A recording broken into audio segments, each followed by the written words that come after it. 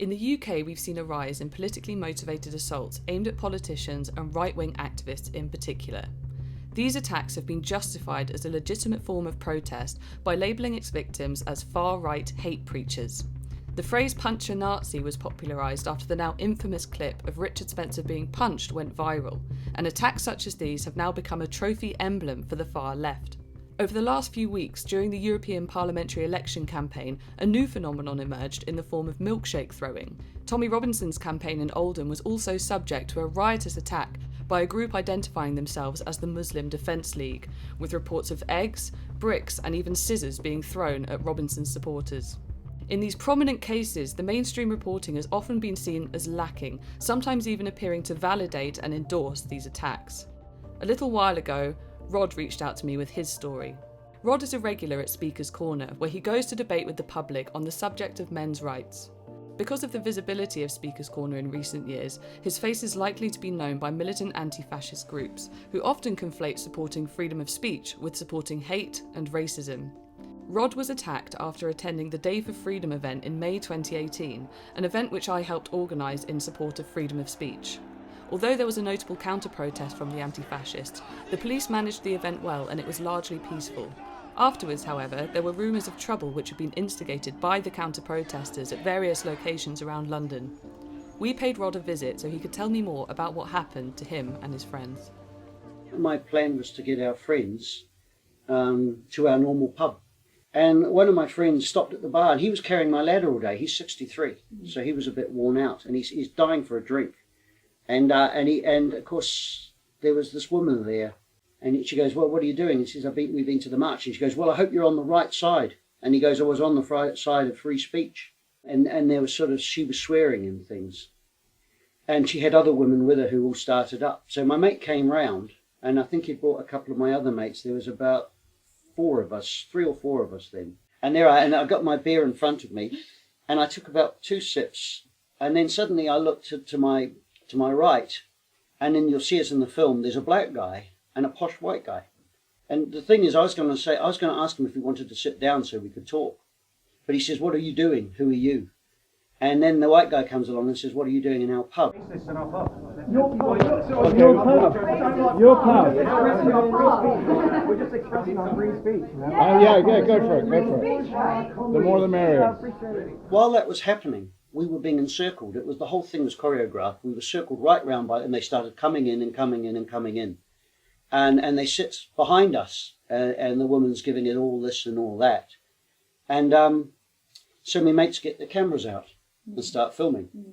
And I'm sort of like back and forth. I don't swear, don't do anything like that. Back and forth with them. I said, "What are you talking about?" The first thing he does, he comes over and lurches over and smacks the camera out of my mate's hand. And it bounces on the floor, lands on its back, and he's actually smacked it to a woman who picks it up immediately. And then he comes over and he glasses my mate with his glass. And then my mate's attacked by a load of them because there's a pillar there. And of course they all rush him, so I stand up and then I'm attacked from the side. So basically it was all on, a huge fight, and I had about 6 people attacking me all at once. And this feminist woman who I didn't even see, jumping back and forth, hitting me. And what I didn't know was that the ones who had all come in, all these young white women and posh young white guys, brought glasses and bottles, and they were showering my friends in glasses and bottles. Yep. Got that on camera.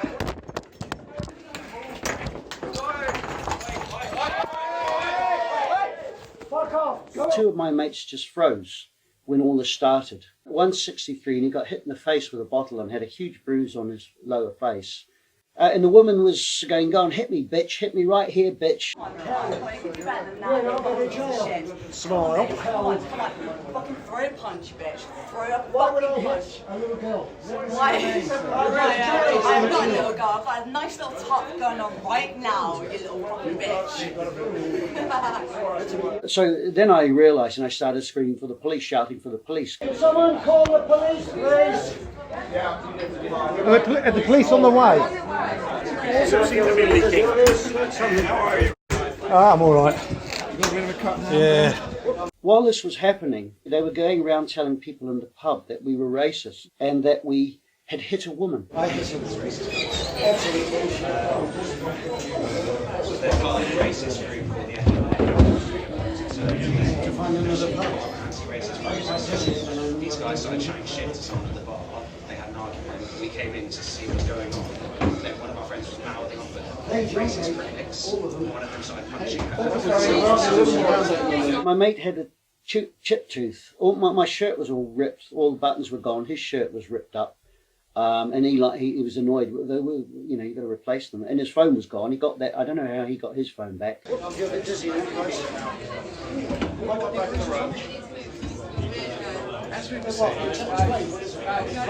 Okay, what happened? Sitting down having a jar. They heard out we were on the Freedom March. We've been attacked quite badly. Start again. Tell me favour. Jesus. Don't go away. You've got people who want to come and see you. After attacking a small group of guys. Especially this guy here. Let's have him. You attacked my mate. You're a coward. What? You're a coward. Because you assaulted a woman. Whilst my team were examining the security footage of the incident, we found evidence that indicates that this attack was somewhat more coordinated than even Rod had realised. In this footage, we see Rod arriving at the pub. Almost immediately he's spotted by the man who later became violent towards his friends. He's then joined by a man in a white shirt and a rucksack, and another man who we can later see hovering around the door during the actual attack. At the other end of the bar, several others from the group get up and watch Rod. As the lady in the wheelchair heads to the front of the pub, Rod leaves the bar and heads towards his friends. As Rod passes, a group of people appear to turn and observe him. Meanwhile, the other part of the group has gathered at the entrance where they seem to be deep in conversation. The lady in the wheelchair leaves and briefly goes outside before returning and apparently leading them all back towards Rod's group. Note that during the attack, the lady in the wheelchair can be seen towards the back of the frame, calmly observing and continuing to drink her wine. So off they all went. And then what happened with me, I realised I'd busted something in my hand. And then I started to feel a bit giddy and sick, and then my eyes went, and my eyes started going back and forth because of the kicks to the heads and stuff, and so I had to sit down, and I had concussion. I ended up lying on the floor to stop and I had to close my eyes, otherwise being sick. Luckily I hadn't eaten anything that day, otherwise I would have been. And so I got my eyes closed, and I'm having a laugh talking to people, because what happened, I'm being cheerful, because it was actually horrible what happened, but you sort of you just think, oh well, this is good. And the joke is now Rod will take you to a quiet beer, and so I end up, and then the ambulance comes. So I eventually, and they help me out and they take tests and things. So, and because I can't really see where I'm going, I can't open my eyes, otherwise I'll be sick. So I end up sitting in a wheelchair with a Wetherspoon's little rubbish tin under my arm in case I'm sick, and I get wheeled out to the pub. Of course, I'm in the ambulance, and then I get taken to hospital, and I get a couple of, if you've had concussion, they give you brain scans. And then I got my hand scanned, and I got it all bound up, and so I spent the night in the hospital. And in the morning, one of the nurses helped me with, what do they call it? Not staples, what do you keep, paper clips, to keep my shirt together, because it was all ripped. And then I went home and had to get all my stuff to go to work and travel to work. And I was cutting hedges with my arm all bandaged up and all that. And my hand's still not as strong as it was, but it's getting there. And what about your head?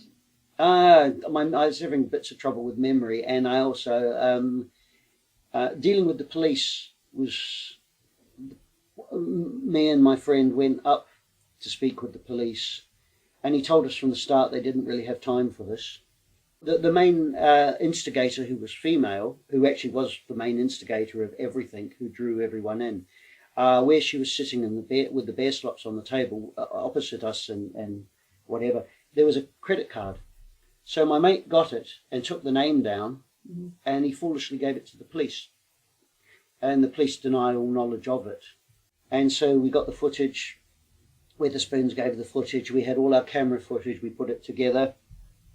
And the policeman didn't do much. But then he sent me interaction with him, and then he sent it that, we really should just get over this. No one was seriously hurt. And they basically fobbed us off. Rod shared with us some of the correspondence he received from the police. It confirms that some people were arrested outside the pub, but the police advised that from CCTV and your statements, they were not shown to do anything or alleged to have done anything.